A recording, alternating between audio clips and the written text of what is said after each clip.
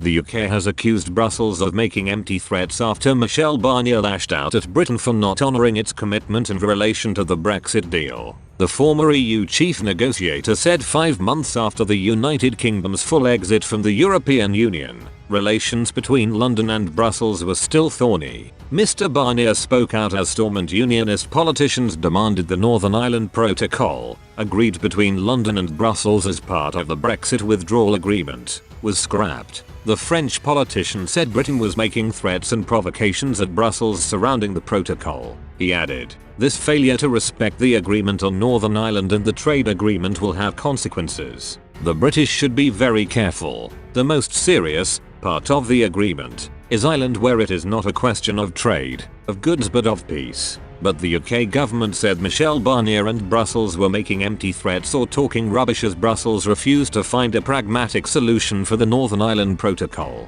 A UK government source added, "The Commission refuses to recognise the impact that the current operation of the protocol is having in Northern Ireland. All they want to do is to prioritise the protection of their single market and treat the regulatory boundary as if it were like any other external EU border. They, the EU and Michel Barnier, should be ashamed of themselves." Cabinet Office Minister Lord Frost today referred to the protocol as a very delicately balanced document designed to support the very delicately balanced agreement that brought peace to the region after decades of violence and the Troubles. Addressing peers in the Lords, he added, "At the moment the protocol, in our view, is not being implemented in a way that reflects that balance." Mr. Barnier also tackled the United Kingdom's position on the ongoing maritime dispute surrounding fishing rights. France and Britain sent vessels to the Channel Islands as a flotilla of French trawlers sailed there in protest against the implementation of new licensing restrictions Jersey was expected to introduce on the 6th of May.